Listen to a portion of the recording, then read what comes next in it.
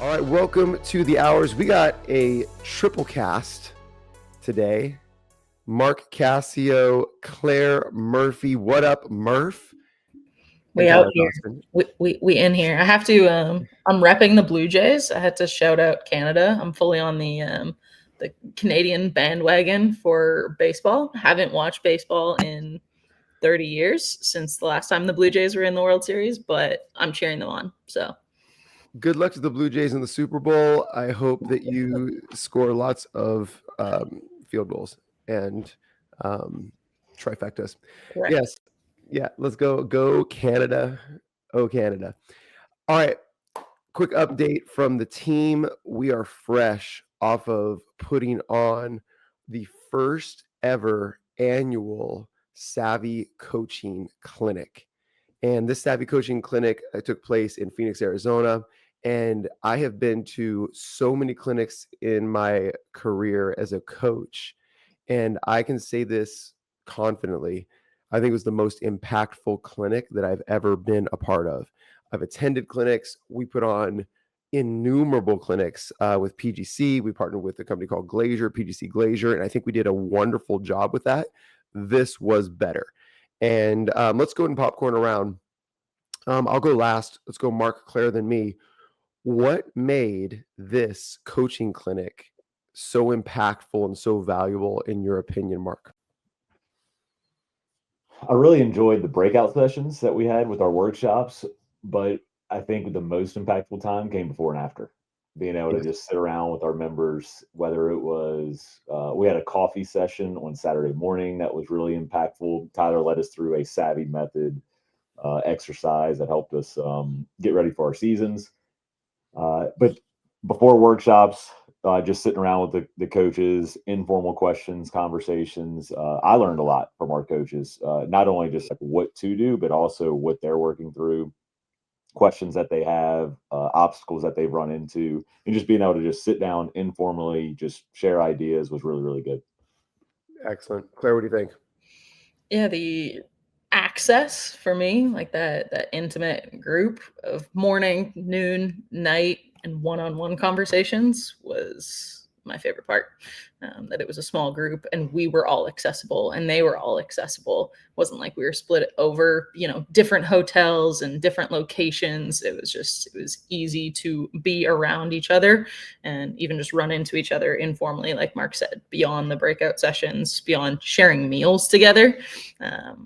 Yeah, just being able to, oh, you're there at the pool, like let's sit down and chat was super, super cool. Yeah. We knew the attendees. We have worked with them. We had a relationship. We had been supporting them for different periods of time. And so we were able to skip over so much of the introductory small talk stuff and meet them right where they were at, which is what makes this clinic so impactful. So before we shift gears, let's share what's wrong with most coaching clinics. And we'll just popcorn around like what's wrong. And in identifying these things that are wrong with most coaching clinics, we're not just throwing stones. It's why we did our clinic the way that we did. And I think it's an opportunity for all of you listeners to really evaluate the clinics that you participate in, that you put on, that you may present at, so that we can actually revolutionize the way the game is taught and played.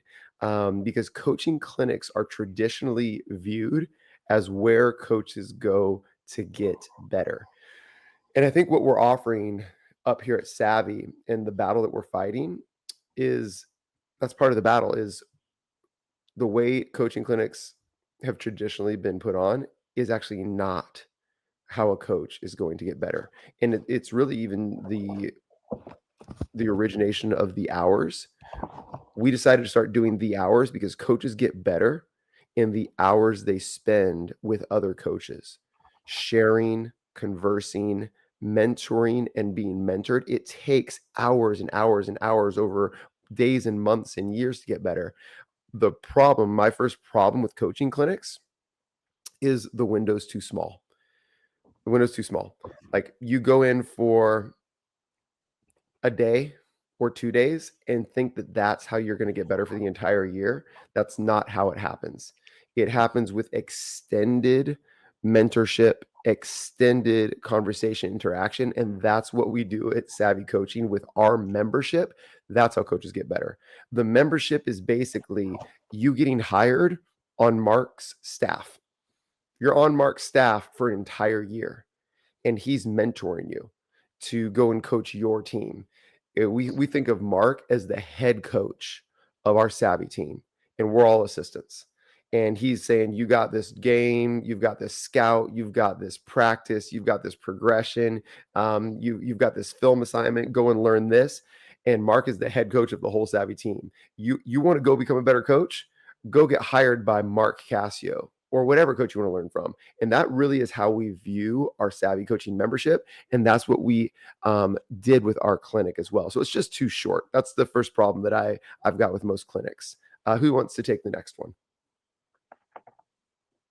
I'll go next. All right. Okay. I'm gonna share 3 things, as my good friend usually does. All right. Okay. Number 1 is you don't get I mean, you're breaking the rules, but that's also what your friends do as well. Why am I breaking the rules? Because I said we're going to popcorn one at a time, but I love it. Carry on. Okay. Popcorning 3 things. He's taking a shovel of popcorn. Yes. I'm gonna share one of my 3 things then. No, you can do all 3. First is usually when you go to a clinic, and I used to go to them as well. I actually fell in love with coaches clinics because when I was a 21-year-old head coach, I realized I don't know anything and I need to go learn some things. And back in the early 2000s, that was the only way you really could learn. But you don't get to pick the topics. You don't get to pick the speakers. And a lot of times, and I've witnessed this firsthand, is you go there, you're like, all right, well, I'm going to hear about a diamond press and I'm going to hear about this 2-3 zone. I'm going to hear about this continuity offense. And coaches will get sucked in because they have a big time, college coach or pro coach presenting on this. And they're like, oh, like maybe we should run this now. And they completely change their identity. They completely change their roadmap for their program based on a 45-minute presentation where, everything's going to sound good. And like a previous episode that Tyler and Edward did, that is built to break, right? Like, and that goes in line with Tyler's, like there is no follow-up, right? The benefit of membership is you can digest something in our classroom and then go ask questions and go deeper on it. But once you leave that, you don't get to call Rick Pitino and ask him what he would do if this happens. So yeah, you don't get to pick the topic. It's not what you actually are going to a clinic for, but sometimes you get sucked into absorbing those beliefs. Really good. Claire. Regular coaches clinics, it's a lot of listening. You're consuming information. Don't love that. That's not how I learn best. I learn best by doing or kind of engaging with information. And so I love that we were super intentional about making it interactive. Of course, at times we were sharing information, but I think on the whole, we asked more questions than were asked of us. Like we got to know the people in front of us and what they needed and really forced them or encouraged them, at least gave the opportunity to engage with the information, take time to process the question or information that we put out there, and then follow up with their real answers. It was a conversation, not a speech. That's a great one. Okay, here's mine. Most coaching clinics are disjointed. I cannot tell you how many times one presenter will go and say, and that's why you should never run shell defense. And the very next presenter's like, let's go ahead and start with shell defense. They just disagree with each other, which there's a level of disagreement that is valuable if there can actually be a conversation around it. But when it's just disjointed presentations, you leave being more confused than when you came. It's like, so should I run shell defense or not? And you think that it's binary. And so there's not an intentional progression or plan throughout the different presenters that you listen to. There's no focus. And that's what I love about the clinic that we just put on, from the SAVI start through our progression of workshops to all of our individual conversations, and like even the impromptu 3-hour development thing that we did on Saturday night after our keynotes. I mean, everything was moving in a direction that was connected. And so disjointed presentations is another concern that I have with most coaching clinics. They just try to get as many big names as they can to get people in the door. And that's not getting people in the door and making the most money you can off of a coaching clinic does not lead to an intentional path. And so, yeah, that's mine. Yeah. Any others? Number 2 for me. And I'm not throwing any shade here. I don't mean to offend anybody here, but it is reality is that coaches are not clinicians. So you could have a Power 5 or a professional coach, and that's not what they do. Like, they're not used to coaching coaches. They're used to coaching and teaching players the game. So you usually have to get through the first 20 minutes of them talking about themselves and their career and their journey because they feel like they got to do the bio. I usually try to keep mine to 19 minutes of talking about myself, but sometimes the pro coach will go for a full 20. The next thing is I find that they don't cater the actual presentation towards coaches, especially when it's an on-court demonstration. Like, a lot of times you could go through, maybe they're teaching some kind of drill or game, and the coaches get it after 2 reps, but the players don't get it. So they stay with it for 20 minutes when you could have moved on and gotten more in. Just do enough to where the coaches can see what you're trying to get out of that game. And then once you do, move on so you can get to the next topic. So I would say they stay with their bio for too long, and then they stay with 1 or 2 things for too long, and then they don't get to the rest of the stuff. I'll go ahead and throw some shade here. In the interest of protecting coaches. Hey, coaches, when you're going to present at a clinic, stop telling stories and teach them how to coach. I actually do get upset when we have 30 minutes of your personal story or the story that you think provides you credibility. That is not a heart of service. That's a heart of status, right? It's like, I want to increase my status in the eyes of the audience as opposed to I want to serve the audience. So I'm absolutely going at you and throwing shade. And in the heart of, I want to protect coaches' investment and experience. Stop telling stories, serve the coaches. Yeah. In serving the coaches. And I mean, I think the clinicians that they do get, or rather the coaches that they do get, are often X's and O's based. And so most clinics that I've been to are strategy, which of course is helpful. We know that's part of the game. It is essential to perform at a certain level. But as we've seen with our members, a lot of them come for the systems and stay for the culture, stay for the approach to coaching. Like, how can they actually have the best experience possible, both for them and for their players? And so I think the other side of that is being identity based, is being a savvy coach, but really that identity piece. I know we heard from our attendees, the members that were there, that the simple questions of what they can reflect on who they are and how they're showing up were the most impactful conversations, as opposed to the exact formation of screen coverage that we did cover as well. So yeah, being solely X's and O's focused as opposed to identity based is, I think, a miss for most conferences. Yeah. I'll interject here because I had 3. Tyler took, he already addressed one of mine, was like, there's no follow-up after with our membership. And then Claire, that's a really good point. I think most coaching clinics say that you share how to be a better coach of the game when most coaches need to be better teachers. So very rarely is it the art of coaching. Tyler presented on the art of coaching in our workshop, which was really, really good. It's everything that you can learn in our SAVI classroom, in our SAVI community, but it's all geared around how to be a better teacher of the game. Not obviously, like Claire said, there's strategy, there's tactics, there's every basketball thing that you can imagine underneath the sun. But the real value is, can you get your teams to do that? How can you get that transfer from practice to game? How can you be a better communicator? How can you hold high standards?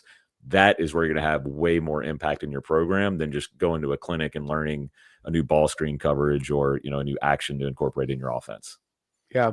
And on the art of coaching piece, yes, you can learn and take the course on the art of coaching in our classroom, but you can't get feedback on whether or not you're doing it right just by watching the videos in the classroom, which is why getting in person with coaches that will give you feedback is invaluable. So Mark was sitting at a table with 5 of our coaches and going through the art of coaching. And I would present an idea on the art of coaching, and then they would go do it. They would coach each other. So Mark is sitting there with coaches from Iowa, Michigan, Florida, and giving them feedback on how they actually taught. I mean, that's what's invaluable. Claire's at a table. I'm walking around doing it.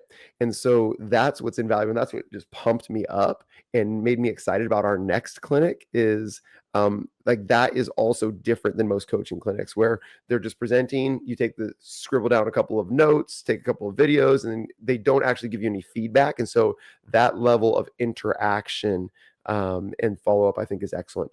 Okay, here's another issue with most coaching clinics. They have too many presenters, too many different presenters.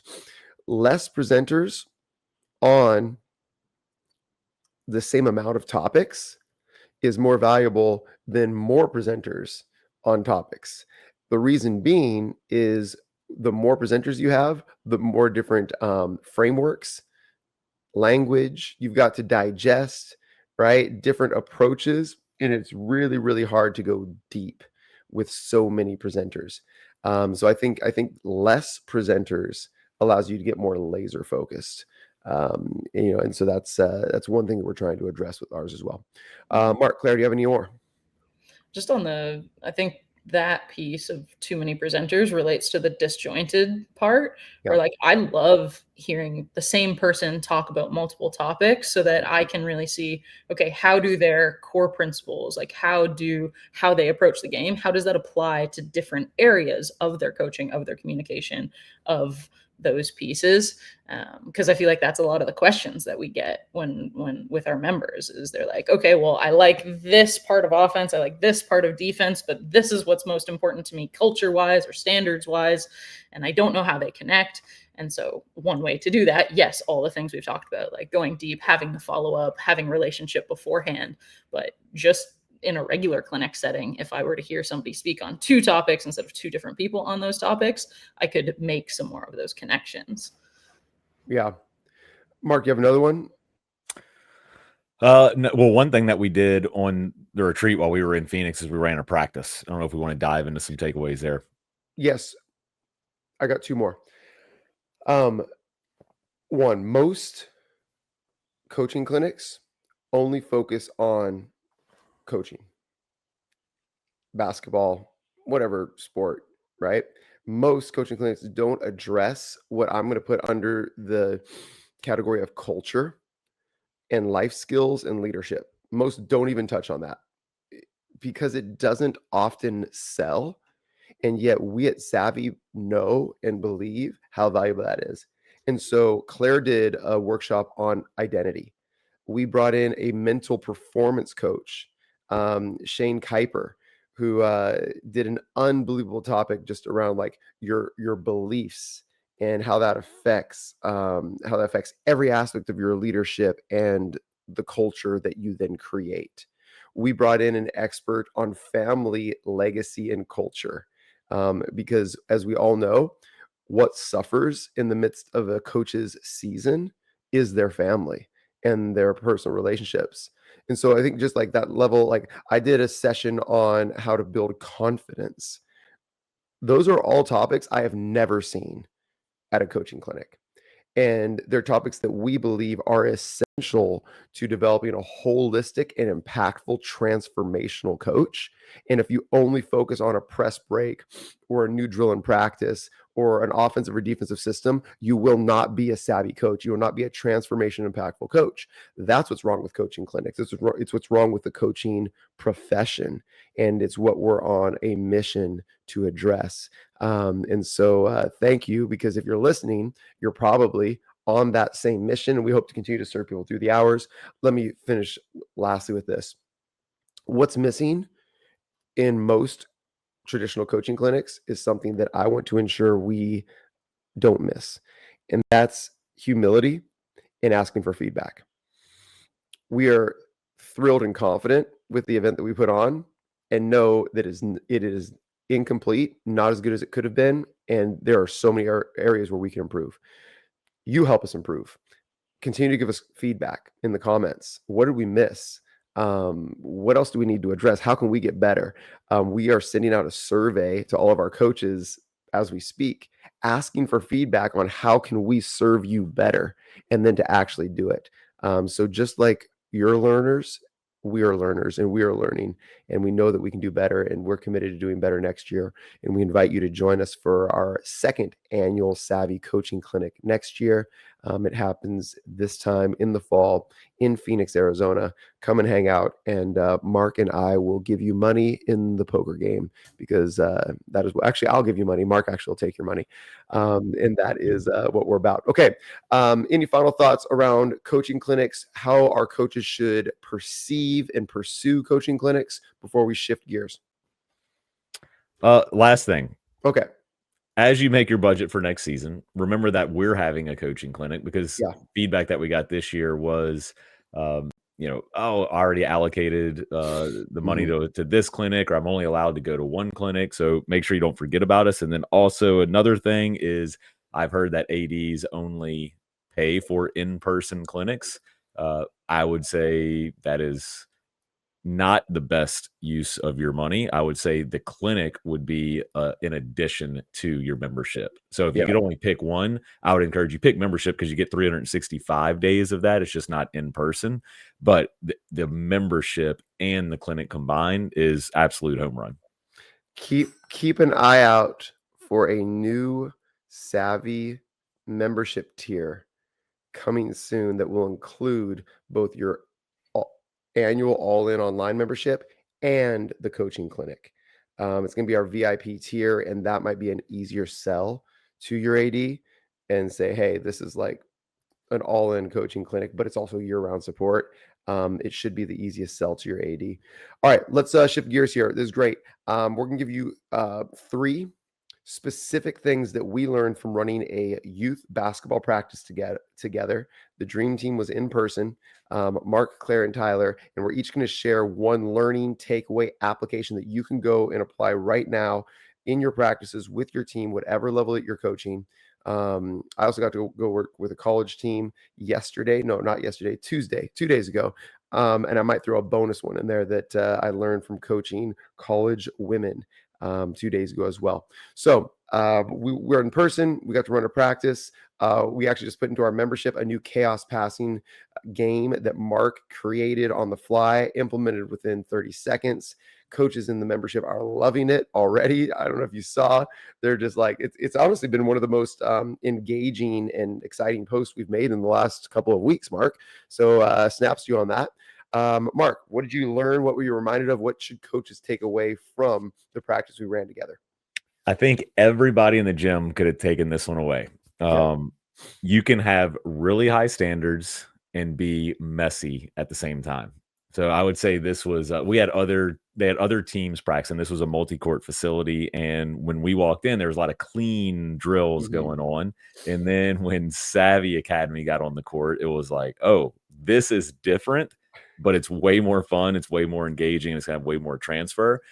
So right away, we played the game called Chaos, where, it was very chaotic. We played Race Car, which can be chaotic. And all through the 1.5 or 2 hour session, the teams got better. But Tyler did a really nice job. He was kind of the head coach of this. Claire and I were supporting him at different baskets.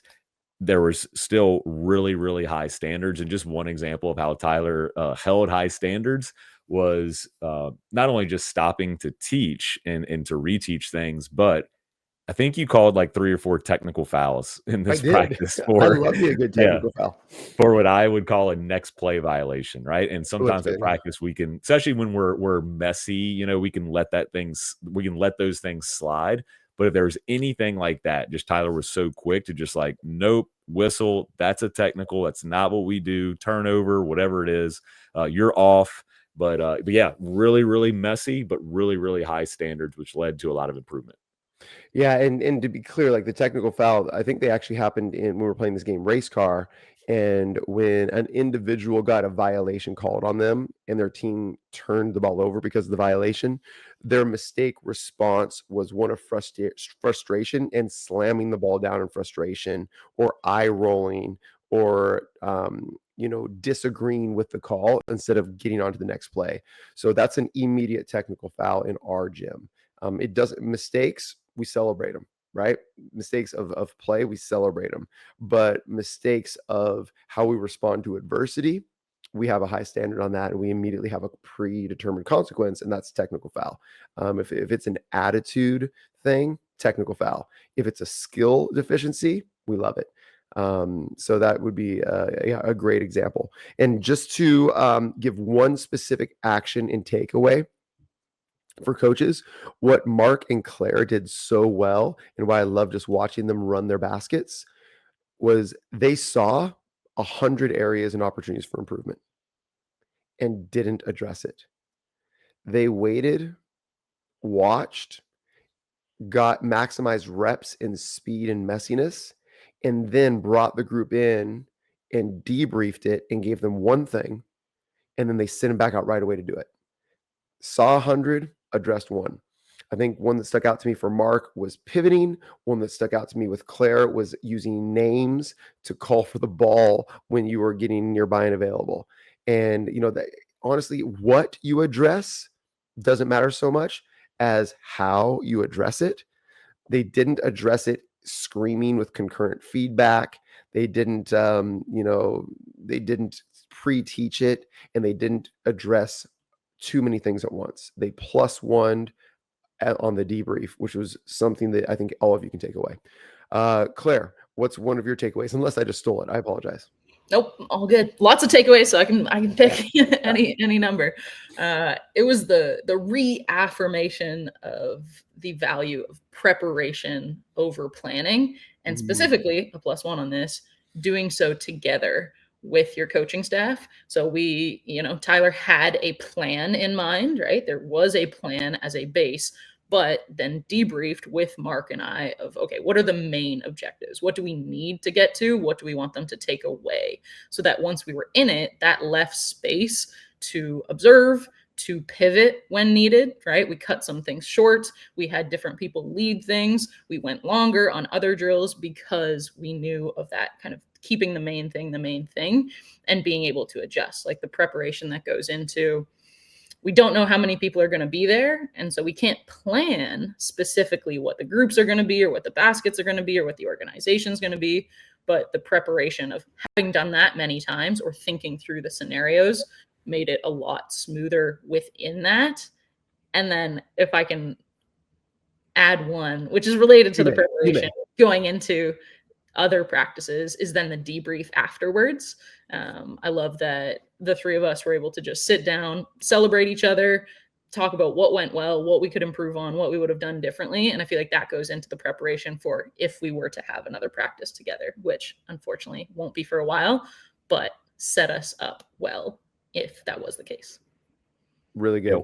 One thing on that, Claire, I felt the way we plan practice together and the way Tyler facilitated that is how a head coach should do it with their staff. This is what I want to work on. Claire, what do you have for that? Right. So Claire, give me a one-on-one game that would help my team be a better rebounder. Right. And then, because sometimes I would offer like, oh, but we don't have to do that. We could do this instead. And Tyler would say, no. That's what we need to get better at. We need to get better at erasing in our rebounding roles. So he had a really clear idea and vision of what his team needed to be better at, but he let us choose how we did that, since we were going to be the ones running. Well, we thought that we were going to be the ones running the game, but I know Tyler has stepped in and ran one of my favorites, block out to cut out, which is in our drill book for any of our members listening. Yeah. It felt very collaborative with leadership. Yes. I like that. Okay, so what can you take away from this, coaches listening? Establish a process by which your staff prepares and debriefs after each practice. Oh, we don't have time for that. Oh, we don't have everyone on campus. Oh, everyone has to get home to their family. All of those are factors to take into account when you put together your plan by which you prepare and debrief. The preparation and debrief is more important than the practice time. I'll say it again. The preparation and your debrief are more important than the practice time because it will make all practice time throughout your entire season more effective. John Wooden offered up this idea of a 2-to-1 ratio. For every hour of practice, you spend 2 hours planning. We would probably offer up the word preparing and debriefing. And so if you do only have a 2-hour window that all your coaches are going to be there because they're coming from work and they have to get home, cut your practice short by X amount of minutes, 15, and spend 5 preparing and 10 debriefing, because it will make your next slightly shortened practice more effective. As a head coach, Claire. For all of our coaches who are alone at their practices, and we know there are many of you, we had the privilege of 3. We've worked with teams that have the privilege of a great coaching staff. We know that many of you are riding solo. You can still take that time to do it yourself or use us. That's what we're here for in the membership, is to support you through that and to debrief. But even just taking a solo reflection time of what you liked that you did, like celebrate yourself, and then also figure out what you're going to change. We would love to be your coaching staff. Mhm. And so how would you, great point, Claire. So how would you use us, or as a head coach, use your staff? And Mark shared this, but let me get even more specific. If you're using us, use us or the rest of your staff interchangeably. As a head coach, identify the objectives. What do you want to get better at? The objectives that I identified based on our most previous games and competition, which are just tests, which are just data to identify where we're at and to tell us where we need to go. We had to get open in space. Getting open in space was one objective. Second objective, we have to get better at rebounding, specifically erasing and then chasing the ball. We have to get better at rebounding. Lastly, we have to get better at hunting nines, cracking the shell. That's what we call it. We have to get better at hunting and then using that advantage to play once we hunt. Those are 3 things we have to get better at. So getting open space. Mark, what do you got for that? Boom, chaos came out of it, right? Rebounding. Claire, what do you got for that? This one-on-one erase game came out of that, right? Hunting, this other one-on-one game, playing with advantage and hunting, came out of that, right? So use us for that, head coaches. Here's the objectives I have for my team, and just put a comment, put a post up in our community, be like, here's my objectives. What do I do for that in my practice? We will direct you to games, drills, primes in the drill book. So, put it out there for your coaching staff. So that's step 1 on the preparation side. Mark, Claire, anything to add on the approach or specific nuts and bolts on the preparation side? Okay. I would argue the more importantly is the debrief side. Okay. Take time with your staff afterwards to celebrate your staff. It makes unbelievable deposits in them. It builds trust, right? And that which gets celebrated gets repeated. If I celebrate Mark for the effort that he put into creating chaos and the intentionality and how quickly he got them going, he's going to do those things more, right? Celebrate each other first. That will remove the feeling of coaching being a grind. Then on the debrief side, what worked, what didn't work, and what we got to do different, right? So chaos worked. Okay, let's make sure that we put that into the next one. What didn't work, right? Okay, well, it didn't work was the standard of our mistake response when something turned over. So we need to probably, let's address that in the next one, right? What do we got to do different? We probably need to schedule a little more time in for chaos. It took longer than we thought. We didn't schedule the right amount of time for that. We probably spent too little time on rebounding. That didn't work. Let's make sure we schedule more time for that in the next practice. What do we got to do different in the next practice? Make sure that you're very forward thinking as opposed to just kind of like sitting in the past. That's how we would focus on debriefing. All right, beautiful. Are we on to what I learned, or was that all that came out of what you learned, Claire? That's apparently, yeah. Yeah, I think I already shared what I learned, but I'll give one bonus from going to working with GCU. So I actually got to work with GCU's, Grand Canyon University's JV squad. As you know, many of these colleges have a JV squad. This JV squad actually competes at the club level, and they have won 8 national championships at the club level across like all clubs, Division 1 nationally. So their JV squad has like JUCO and Division 2 college players that transfer into GCU just to experience that college life and to play for this club. So this club is legit. Okay. So here's what I learned. I went into a team that had an offense and a defensive system. And they've already been playing games and tournaments. And the head coach, our friend Shane Kuiper, the head coach said, Tyler, just treat it like your team. Do what you do. I want to watch. I said, all right, I'm just going to rock as if I'm going from zero. He said, no problem. The lesson that I learned is, coaches, you're probably too complex and you move on too fast. We got in there. I said, all right, what are you guys trying to do on offense? I asked the team. Silence. They had no idea what they were trying to do on offense. They couldn't articulate it, right? So we worked on this. We understood that we want space before advantage, advantage before shot. We worked on it. After 30 minutes, I said, what are we trying to do on offense? They said space. I said, what do we want to do with the space? They said, create advantage. And I said, once we create advantage, what do we want? They said 9s first and 7s second. Everyone could say it within 30 minutes.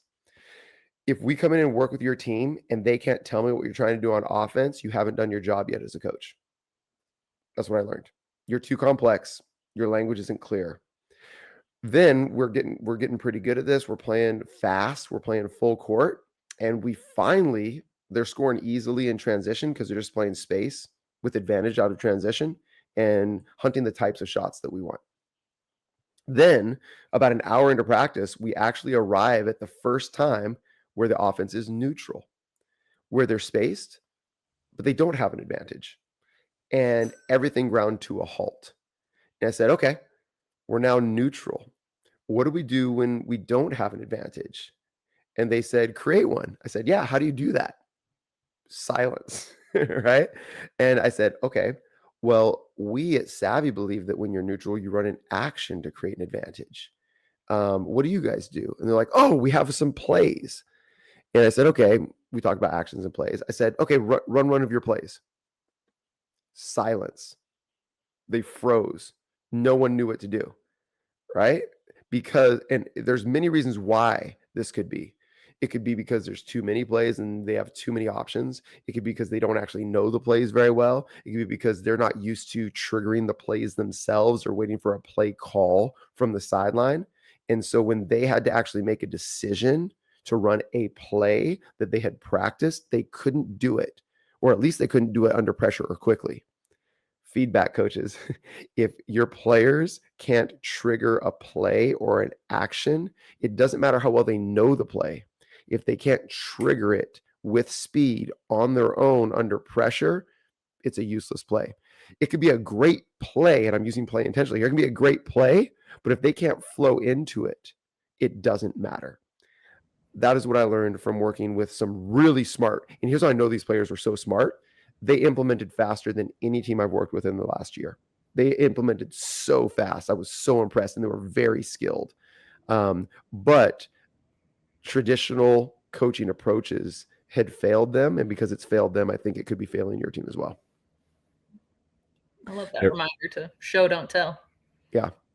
Yeah, really good. I actually worked with an 8th grade team yesterday and all the same takeaways. And I would even say, I think we did what would be considered a drill the entire practice. And a former assistant of mine, we were talking earlier in the day, and I said, hey, I'm working with this team. It's the school that my daughters go to. Come hang out. And he came and hung out. He just watched, and he was like, man, in 2 hours, they have gotten so much better. So if you were listening to what Tyler was saying, like, oh, yeah, but that's like a higher level team. I was probably in the gym at the same exact time doing it with an 8th grade team, and they got a lot better too. So adopt the SAVI method and enjoy the results. If you want to check out the SAVI method, we got a free trial. We've turned on this 7-day free trial because we want every coach in the world to check it out. And it might not be for you. The SAVI method is not for everyone, but if you're curious, there's no commitment. Come check us out. We have 6 to 10 coaches joining us every single day to check us out. And not all of them stay. And that's cool. That's fine. But we want to make it accessible to every coach everywhere. That's why we're giving you a 7-day free trial. Head to SAVI Coach, SAVI, SAVIcoach.com. Check it out in the description below, and come get to know us for 7 days and see if SAVI is for you. We would love to get to know you and to serve you. Until next time, I'm Tyler. That's Mark. That's Claire. We are SAVI Coaching. Stay savvy. Stay savvy.